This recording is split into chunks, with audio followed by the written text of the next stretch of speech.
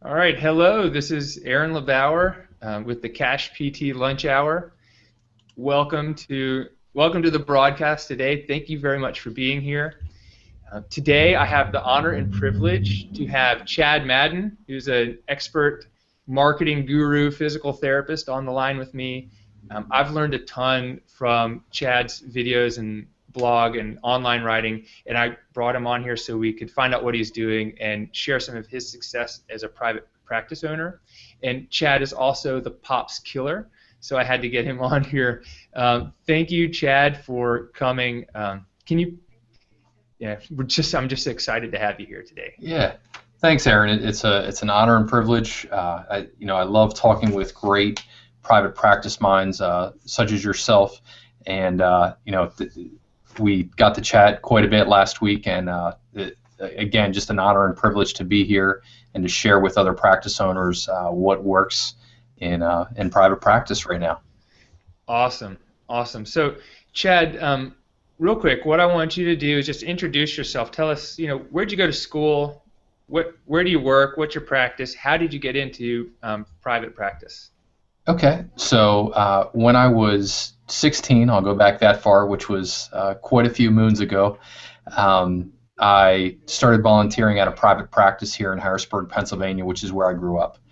I then went on to College Misericordia, which is now Misericordia University in Wilkes-Barre, Pennsylvania, and graduated from there in 2000. And I didn't quite have your super fast turnaround, Aaron, of going into practice for myself, but in September of 2003, I opened up Madden Physical Therapy with myself and a receptionist in the beginning, and that's pretty much my story in a nutshell for how I got into private practice. Awesome, awesome, thanks. And so one of the things that I wanted to, that impressed me, one of the very first videos I saw was one of your videos about marketing to physicians. And I just was at CSM this weekend talking about marketing to physicians or not marketing to physicians.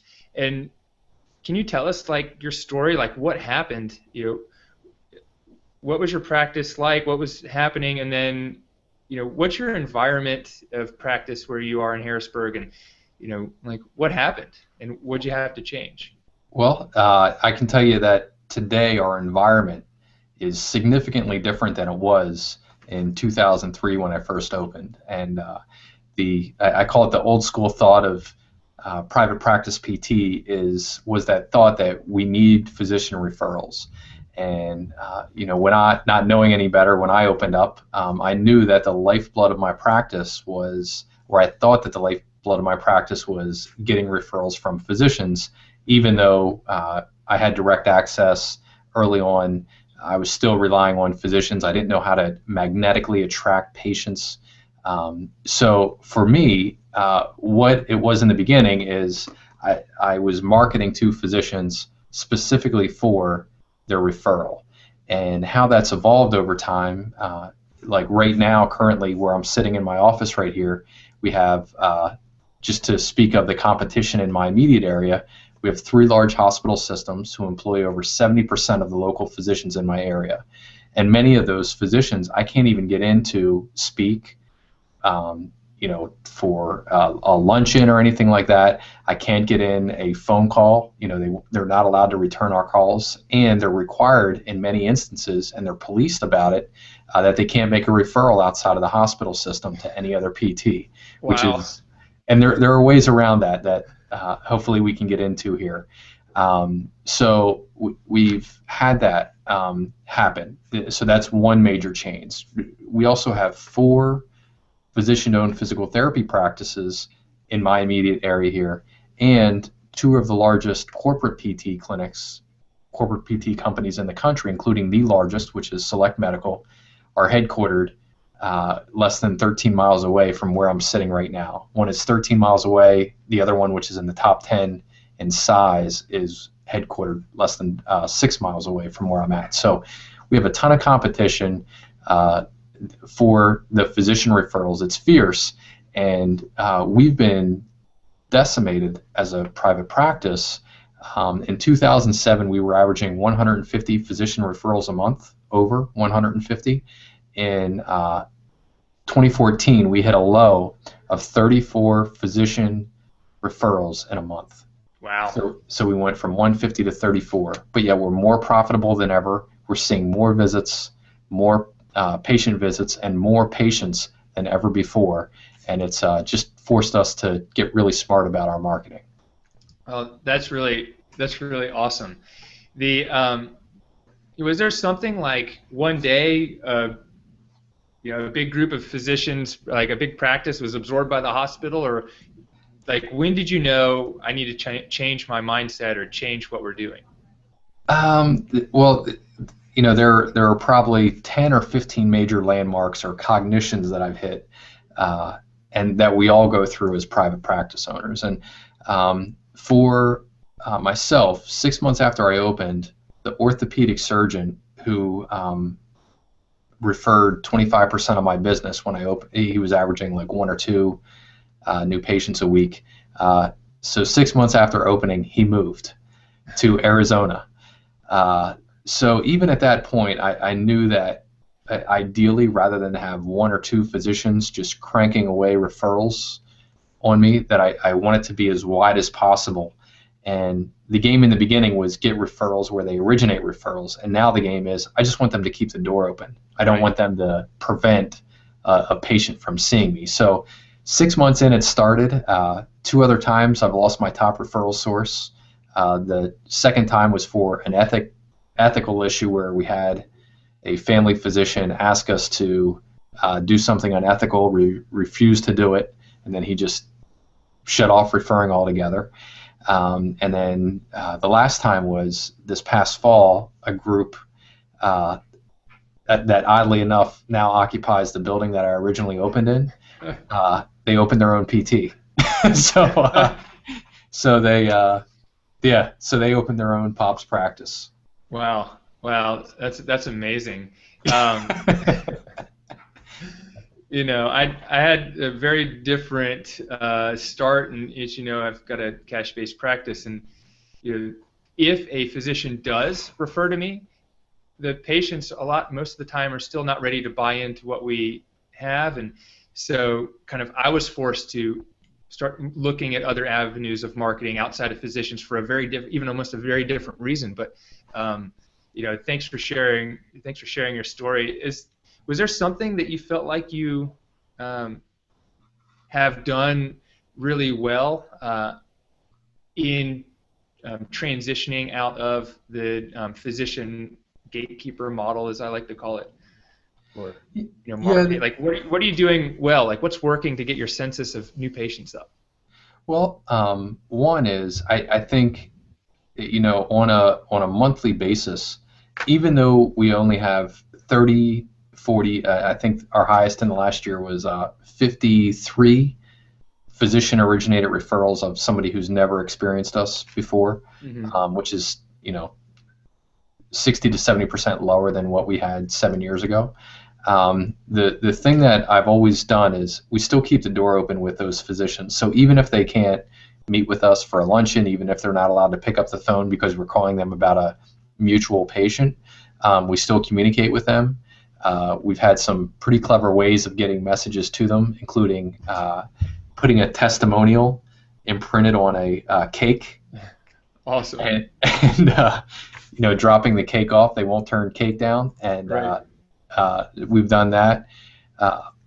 Just to kind of prove a point that we're out here on the outside and everything's still going okay, and just maintaining that open line. And with the physicians who are in the hospital system who can't talk with us right now, almost every PT has the mindset of, why would I even market to them? They can't refer to me. But yet, again, we just want them to keep the door open and not sell against us. So, like for example, the 4 POPTS practices, we still see 40 patients a month on average that list a POPTS physician as their primary doctor. Wow, that's huge. So that's it, and it is. I mean, that's 1/3 of our practice right here is just those POPTS physicians allowing those patients to come here. So yeah, I don't believe any other private practices in our area are still communicating with those physicians. It's a very nominal fee. I mean, we market to 800 physicians for $800 a month with a $1 direct mail piece, but it allows for a ton of business to still come in. And then that's one aspect, and the other aspect is, just like you did, Aaron. I studied direct response marketing extensively and learned how to go directly for the patient and attract the patient, because they're the ultimate decision maker for themselves. Right. So was there so in your area, the physicians at the hospital are basically told that they can't be in the same room or breathe on you? I mean, they can't talk to you or anything? Yeah, it's I mean, that's crazy. it doesn't even seem like I don't want to use the word free enterprise, but it almost seems like yes, just severely suppressive, right, by the hospital, that they would cut communication with anybody that's outside of their system. But yeah, so having said that, I mean, we'll get the physician who will text me about care for their own family member, or they'll send me an email or a fax, or we'll get the backdoor phone call like, hey, I have a patient here, they went to the hospital PT, they didn't do well, would you be willing to see them? And then we have a route to handle that. But it is a bit insane, but it involves us communicating, keeping those communication lines open with the physician. And many times, really what we're looking out of it is we just want them to sign a plan of care so we can continue to see that patient. So, yeah, I'm not sure if I answered your question completely there, but it is a different ballgame, and from what it was in the past. Okay. Yes. So real quick, let me just get a little bit more info. So you're sending you're spending $800 a month to market or keep the door open. How many physical therapists work in your practice? What's your monthly, the amount of patients you treat a month as well? Let's give everyone an idea about what size your practice is. Okay, so on average within the last year, we're seeing 130 new patients a month, and a new patient would be a 97001. So, if Mary Smith comes in January for a total knee replacement and she completes her plan of care, and then she returns in September for lower back pain, that's considered two 97001s. So having said that, we see anywhere from 1,500 to 2,000 new patients a year. So that's one aspect, and 2/3 of those are repeat patients. We have 5 physical therapists working in our main office here, and we use a team system. So we just took the State Practice Act for Pennsylvania, and our therapists do evaluations and manual therapy assessments at every visit. Okay.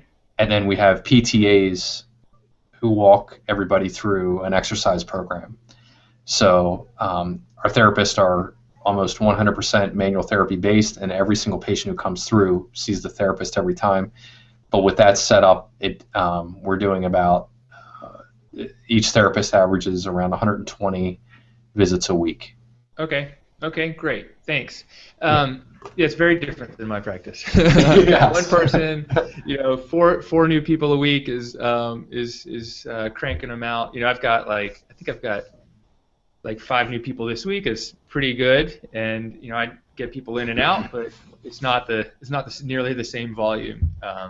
So it's really cool to be able to sit here and chat with you about the same thing, and yet we have very different practices.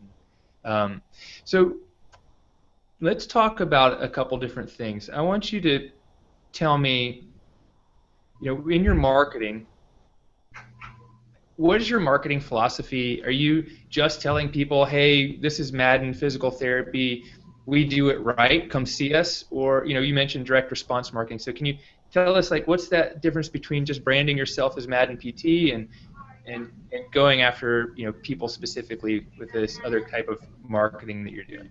Yeah, so for me, and I use this a lot we were talking beforehand about being, a father and trying to impress our children with these wonderfully wise life lessons that we've picked up. Yeah. But the one thing I teach is our kids is something called the flashlight principle, and it's in order to be the best friend. Like if you were in a dark room and you had a flashlight, the way to be a friend to people is to shine the flashlight on them. And it's no different at all in our physical therapy practices. And I get to work with and talk with private practice owners all over the U.S. As you do as well. And one of the things I notice right away is many times we want to say, "Hey, look how great we are. We have a super high quality of care," or "Our therapists are better, and here's our Con Ed program, and look at all these certifications we have," or things along those lines. But really what that is, when we go back to the flashlight principle, is us shining the focus on ourselves. And with direct response marketing, there's a few rules with that. One is Dan Kennedy teaches the market message media match. So for us, our ideal client in our practice is a married mother who is between the ages of 45 and 65. And we even break the demographic down more than that, but we have found that marketing to that avatar or that ideal client, we can cater a very, very specific message. And 95% of people over the age of 50 who live in the U.S. have stenosis. So it's pain with standing and walking, relief with sitting, and 50 years of age or older. If they have back pain or leg pain, it's 99% likelihood that it's coming from stenosis with those clinical predictor rules. So we can create a very specific, helpful, valuable piece of information by shining the light on that narrow niche and then making them an offer where they reach out for information. So I know you have a book on lower back pain. I did the same exact thing. I normally have a copy here. Here's this is the inexpensive paperback copy, but I wrote a book on back pain. We use it as lead gen repeatedly, and we give it away for free. And it gives us authority, celebrity, expertise as the back pain specialists. And people call our office just based on the book. They'll get the book, they'll read it, and then they're attracted to us because we've given them valuable information. Awesome. Are you guys doing anything else in, let's say, in your other marketing, like ads in local papers or anywhere else? And are you successful doing that? Yeah, I'll tell you something that worked really well for us for years was I would do, we called it a pain-free motion seminar or pain-free motion workshop. And on Wednesday evenings from 7 to 8 and Saturday mornings from 10 to 12 or 10 to 11, I would do a 1-hour free seminar workshop open to the public. And to qualify to register, people had to meet certain components. And we used to do these. This isn't exactly it, but it was on like a hideous yellow paper like this. Awesome. And we would put it in our local Sunday paper. That media is now gone. We can no longer do that, but we're finding that with direct mail, which we frequently use every door direct mail with the United States Postal Service for areas that match our demographic of what we're looking for in an ideal client. And we'll do something very similar to that and attract patients that way with a workshop. Educate them during the workshop. I always put myself on the spot and treat in front of the entire group, looking for a same day before and after response. And then usually when that happens, when there's a positive response, you just see the entire room just like look at the scheduling window, and they're ready to schedule. So that's one method. I have an illustration that I can share with you, and perhaps you can share via email, Okay. Aaron. But it highlights 30 different marketing systems that we use. Oh, awesome. I can put that on the blog when I post this video to the blog. Okay, great. I can get that to you. Okay, awesome. Write that down so I don't forget to ask you about it.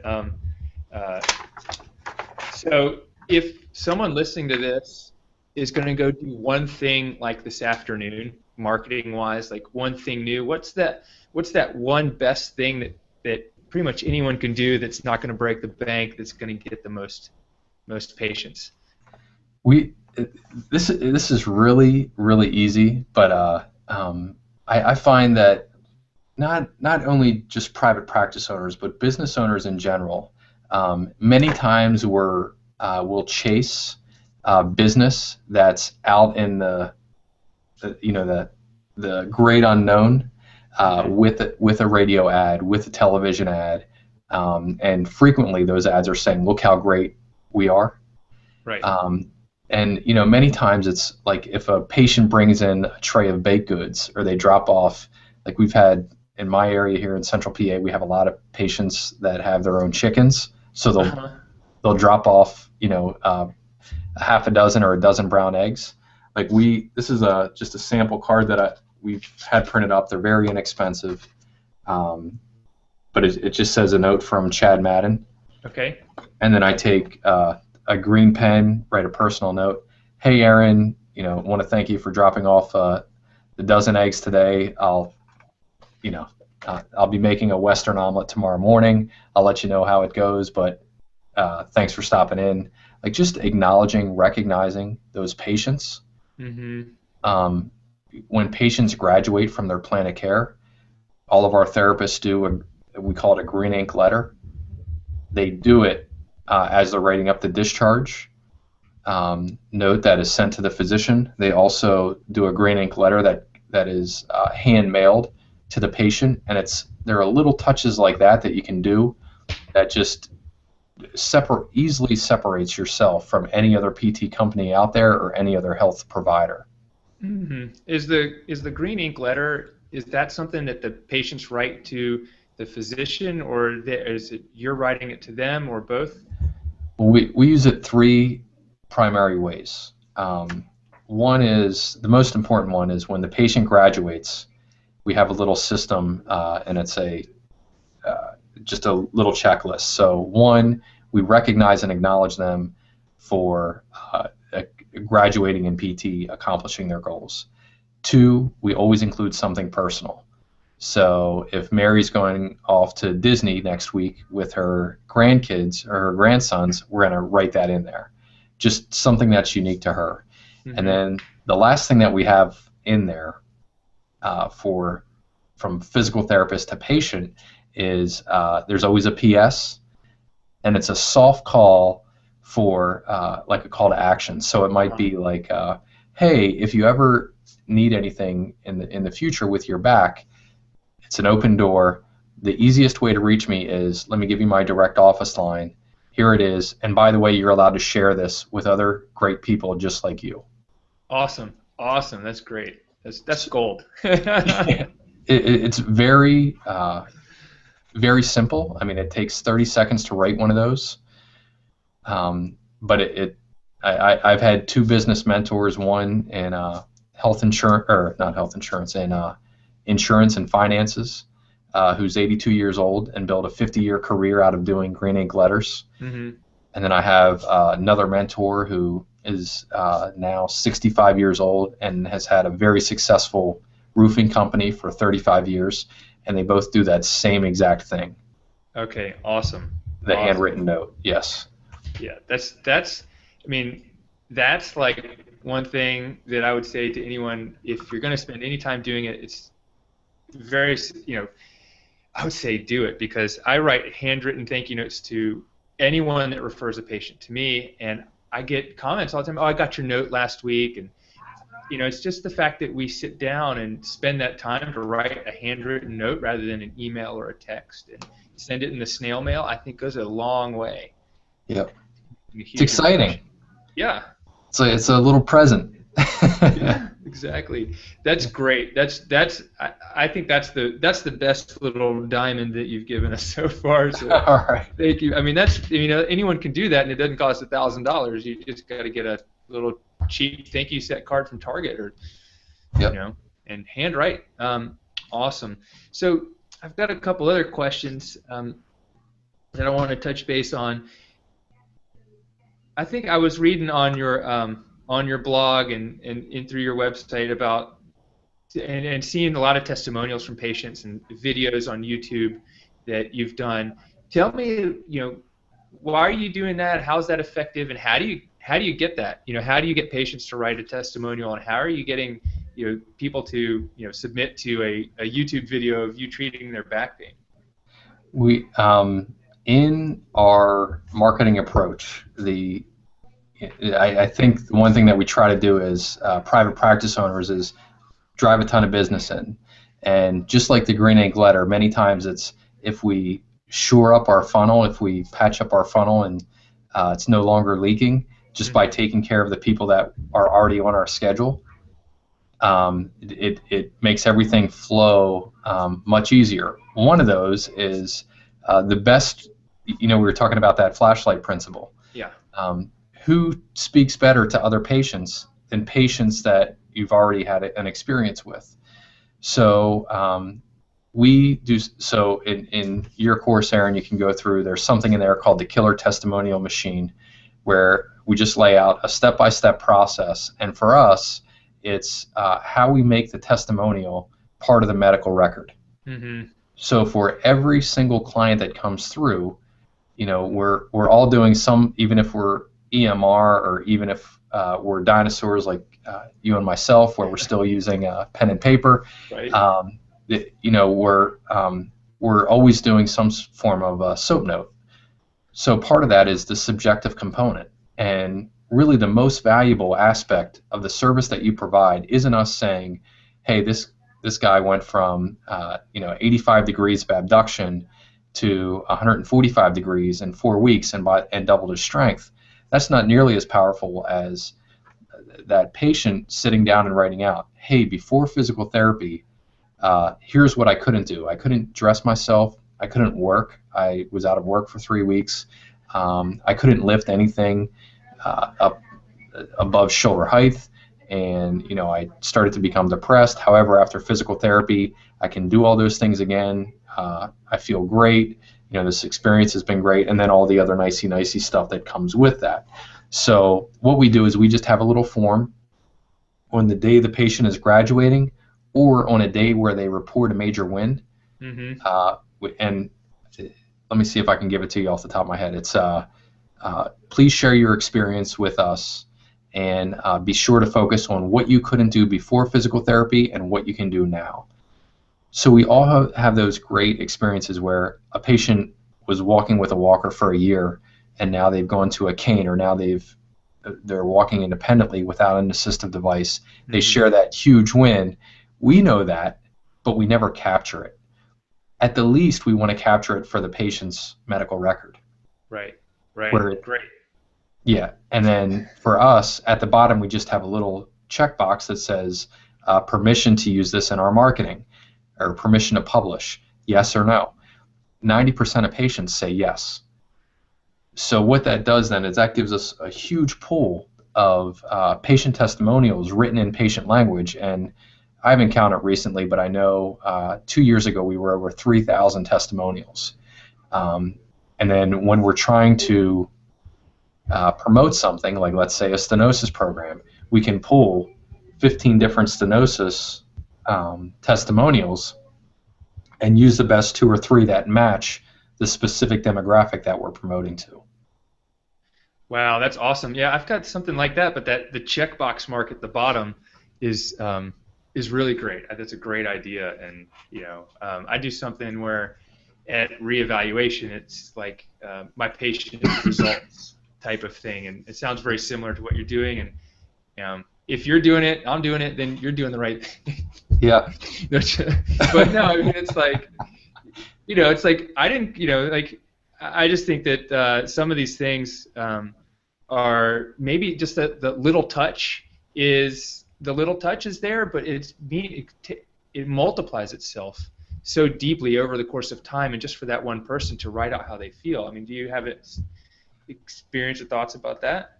Well, yeah, absolutely. There's a certain therapeutic effect for somebody just to have the cognition of, wow, when I started, I was this low.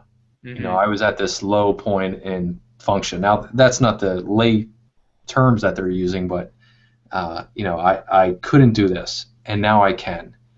And that, what it does is it like almost gives them social proof for themselves. Right. And just that effect of writing it out, it's like, wow, this was a valuable experience.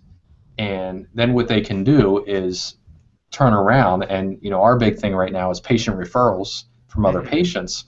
So it's like, wow, you know, and that Mary can go to work now, or go to Bridge Club, or church, or whatever she's doing socially, and she can back up because now she has the story, because she's written it out of, wow, before I went to Madden PT, I couldn't go up and down stairs at the end of the day.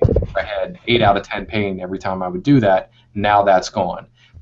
Yeah, so I think you hit the nail on the head there. They're like, the exponential growth starts when they have the awareness of the massive change that you've helped them make in their life.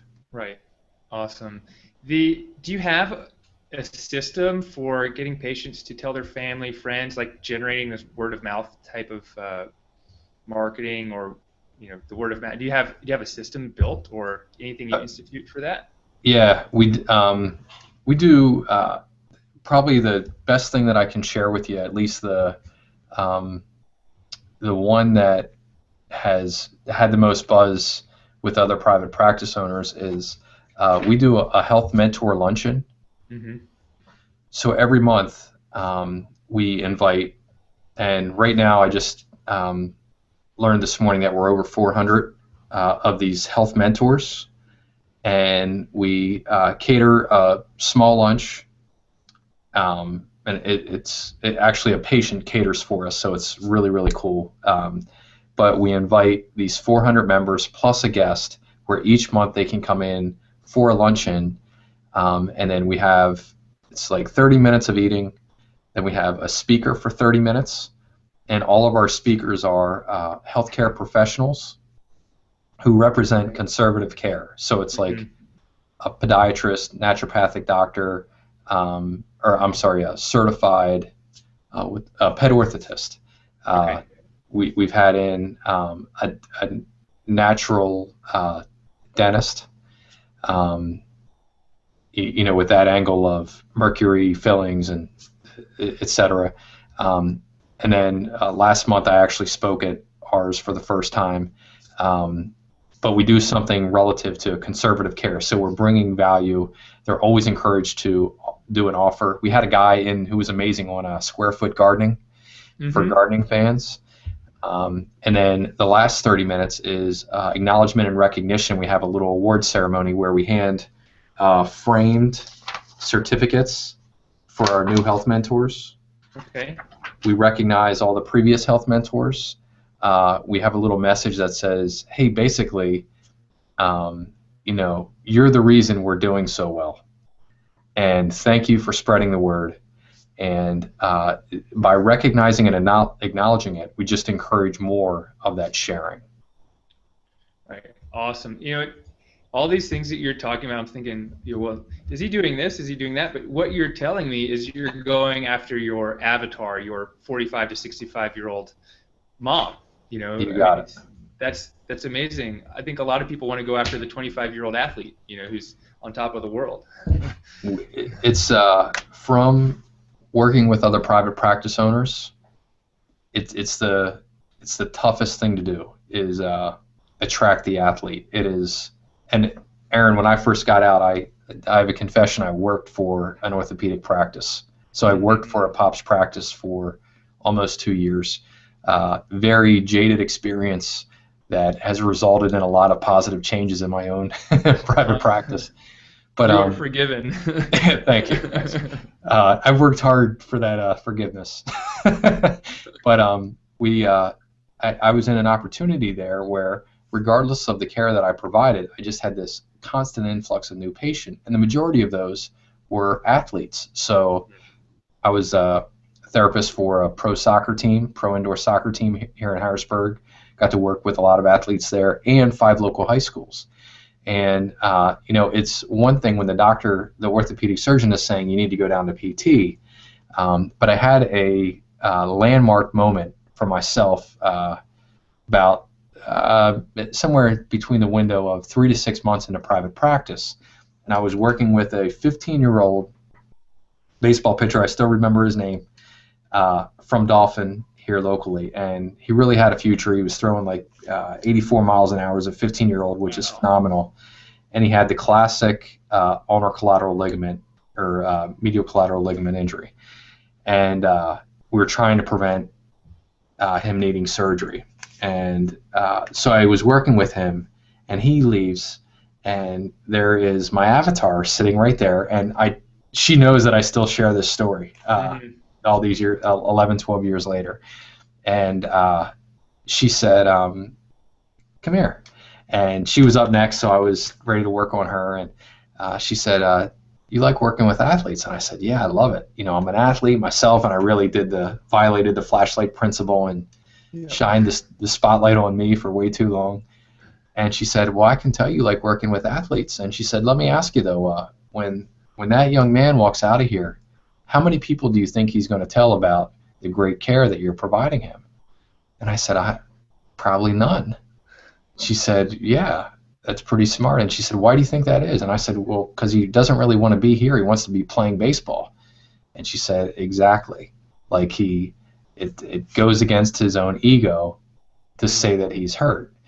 And she said, now when I go out of here, and luckily she was doing well. It wasn't like he was doing great and she was doing horrible. And she said, do you know what I'm going to do? And I said, no, I have no idea. And she said, I'm going to go to the ladies in my Red Hat Club. And I'm going to go to church. And I'm going to go to Bridge. I'm going to get on the phone and talk with my family and my girlfriends about the great things that are happening with me here.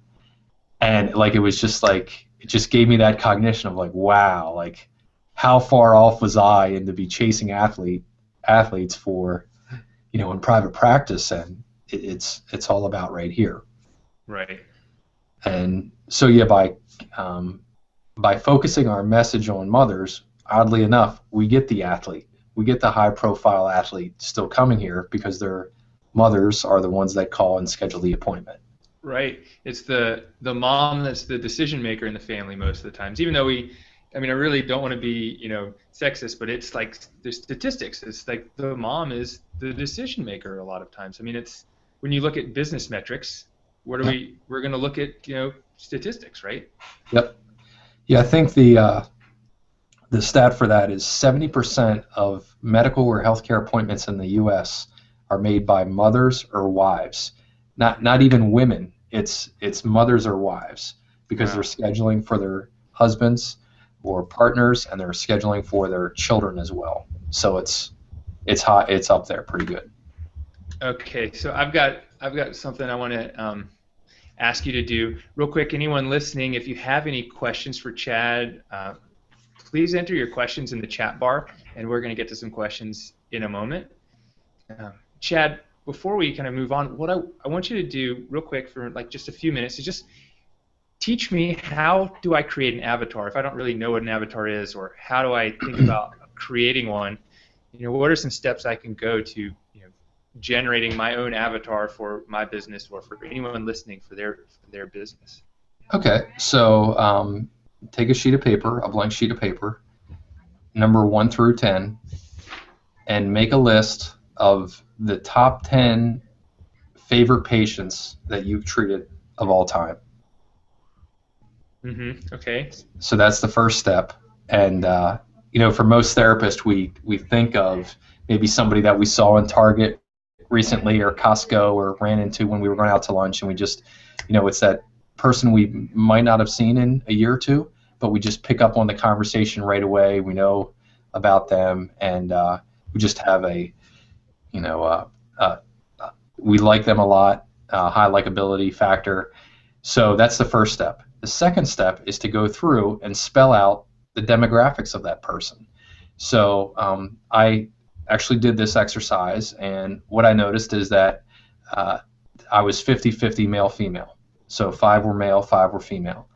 The most common thing, 9 out of the 10 patients that I wrote down, they were family oriented.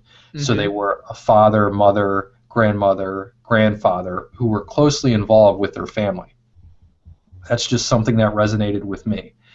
I listed occupation, but I didn't see a real trend there. And you can do age, what you've treated them for. So all these different variables, you just want to go through and take a look at each person on your list. And then you'll see patterns in there. So you may have an occupation pattern. You may have a sex pattern, male versus female, depending on what you like to treat or who you cater to more. And then what I would do is I would seek out to find more of that person. Okay. So Gotcha. Consider who you like treating more and then attract that person. Have you done anything like draw out your person, create like an image or like this ideal person? Because I've seen some people online that'll talk about doing that. Have you done anything like that? I do it in copy. Uh-huh. So like once those common things are in, and we do have it written, and I encourage all of the owners that I ever talk with to do before they ever consider any marketing pathways is to start off with who do you want to attract? What's the ideal diagnosis?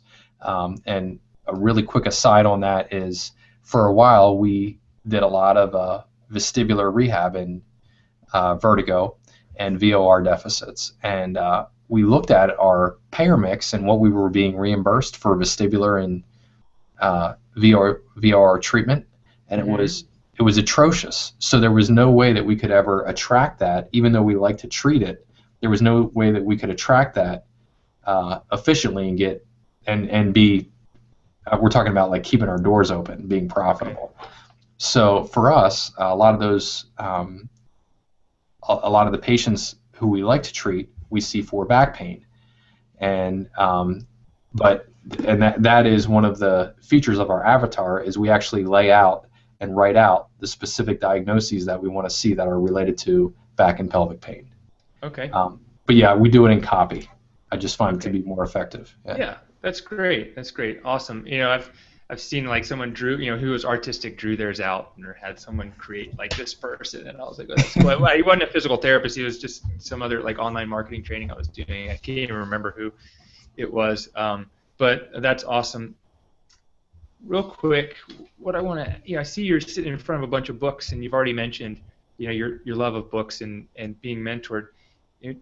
What are like the top 5 books you've read that are pertinent to like a physical therapist trying to grow their practice? Ooh, good one. Let me see if I can pull these off. So, and by the way, this wasn't scripted in any way, right? This was the first that shared that with. So this is a free PDF. It's a public domain book, but we have, so whether we're a DPT, MSPT, or whether we're a more seasoned physical therapist with a bachelor's degree, we all have a degree of science where in the clinic we're using evidence-based practice, and we're looking at, we're considering research in our clinical decision making. We should be doing that in our marketing as well. And this book, it's called Scientific Advertising by Claude Hopkins. It was published in 1923, but it's the closest thing that I can find to that scientific approach in marketing, and this guy nails it. And you can see it's a very thin read, and if you Google it, there's even a multiple free PDFs online where you can read it tonight. Okay, great. What else? Yeah, Okay, that would be one. what's the next one? And I'll put links to these when I post this to the blog. But if anyone doesn't get that yet, just go to Google and look for scientific advertising. I'm going to do that when we get off. Yeah, it's a winner. This book's pretty strong. Was the question strictly on marketing? It doesn't have. No, it can be anyone that wants to grow their practice, like whether that's professionally, marketing, personally, anything like that. Yeah. Yeah. So for finance, which I find is a challenge for a lot of practice owners, and I know for myself was a really big deal in the beginning. I think when I started, I had a $500 a month marketing budget. Mm-hmm. Before we had social media, before we had email marketing on a mass approach or as user-friendly as it is today, that was a real challenge. So this book right here is another classic. It's called The Richest Man in Babylon. Okay. By George S. Clayson. Fantastic. All my staff reads that, and we just mailed out 60 copies of that. And I have you can't see this, but I have a whole other bookshelf with extra copies right there. And another one that I encourage a lot just because it's literally ruthless, but it's a very good, detailed overall approach with sound advice for business is Dan Kennedy's No BS Ruthless Management of People and Profits. Really good stuff in there. He has some key metrics. There's Good to Great, I think is that's at least when I'm talking with other practice owners, that's a very common one. Mm-hmm. There's a slightly similar book that I like, which is in that Malcolm Gladwell vein, and it's called Habit, or The Power of Habit. Okay. Have you ever heard of that? I have not. I'm not as much of a voracious reader as you are. I'm a consumer of videos and other stuff. So. Fair enough. It's Charles Duhigg. Okay. Duhigg. That's phenomenal. And then the other one, which you and I were talking about, the interview process. Mm-hmm. If you think about it, so in your case, Aaron, you're doing, what's your average plan of care worth? Oh, easily $800 to $1,000. Okay, so that's pretty consistent. Yeah. National average is about $1,000.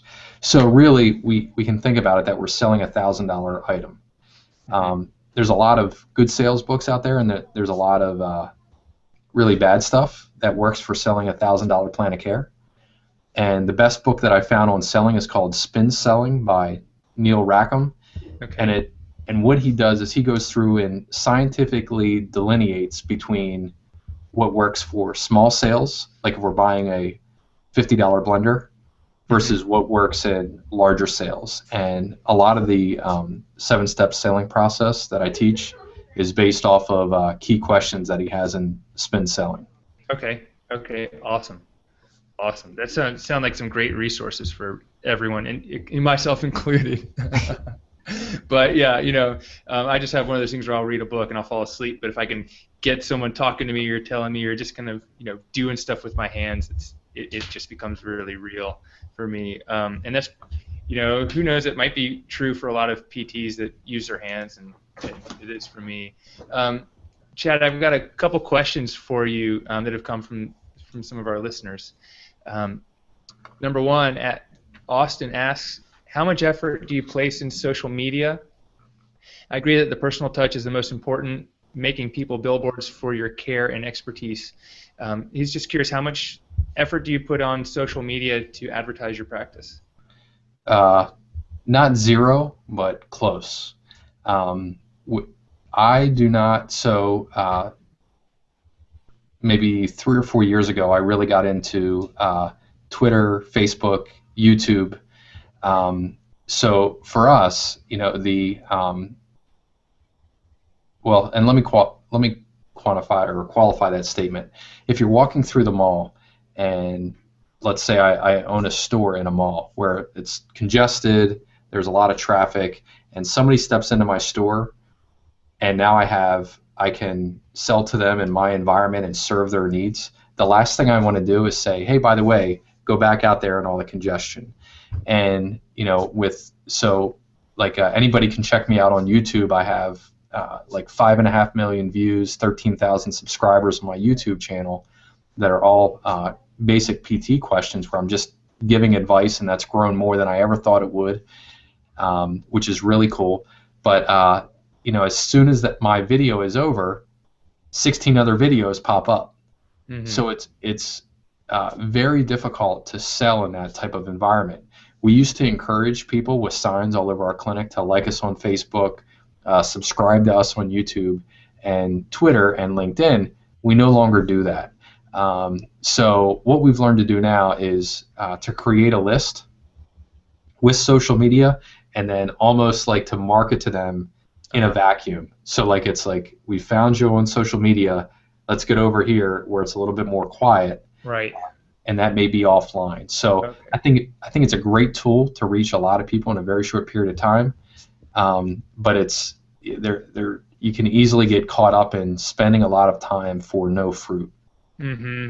Mm-hmm. Yeah, I see that with Facebook, where they're now any business web page, they limit the reach that my posts have. I have 800 people who like my practice, and one post will show to 7 people, and it just doesn't really get traction very easily.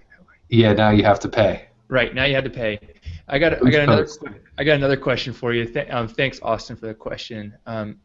Paul says he's really enjoying the webinar. Great content. Thank you.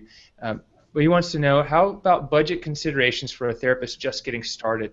Do you have any guidelines on how much to spend to start to get the word out? Yeah. So in that Richest Man in Babylon, there's a few guidelines in there. Good business advice is it is very tough to grow a practice on less than 10%.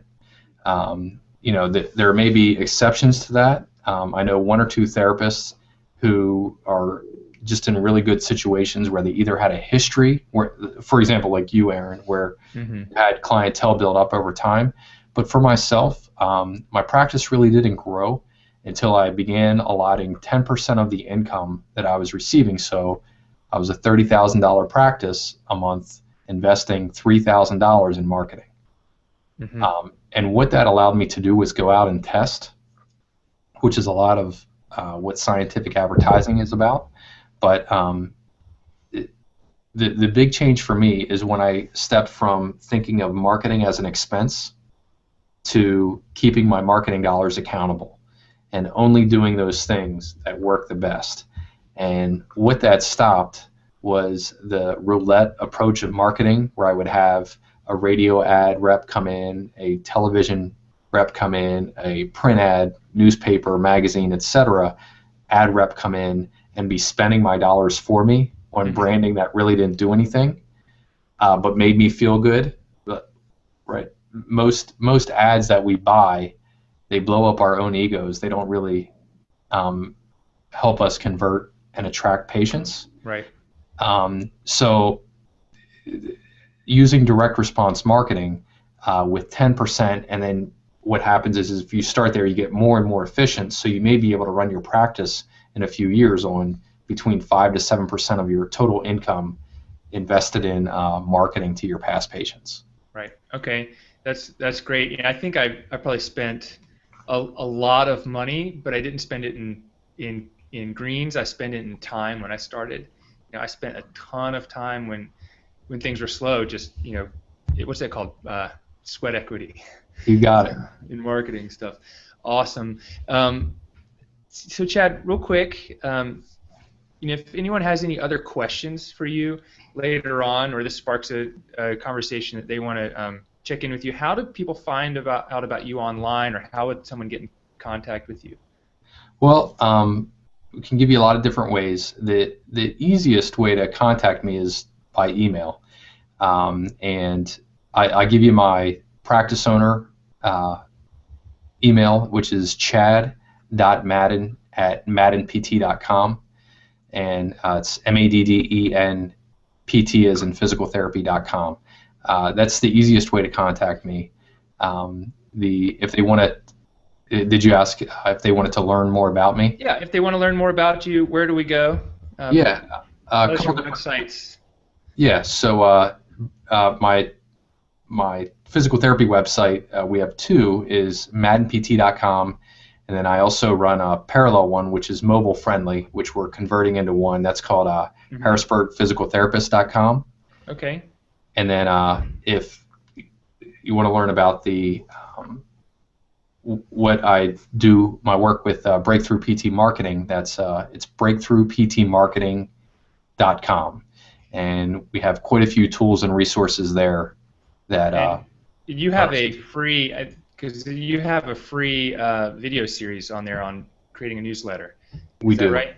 Yes. So it's a series of 4 or 5 emails. It's a total of about 35 to 40 minutes of me teaching the newsletter system that I use for my own practice for 9 years. Okay. Awesome. Awesome. I looked at that, and it looks like a great resource, and I use a newsletter successfully with my patients. I think that would be awesome for people to check out. Okay, thank you. Thank you so much. I mean, this has been really great. I've learned a ton, and I've got a whole list of things to do, especially to shore up my avatar, because I got it in my mind. I've never written it down, so I'm going to do that when I get home today.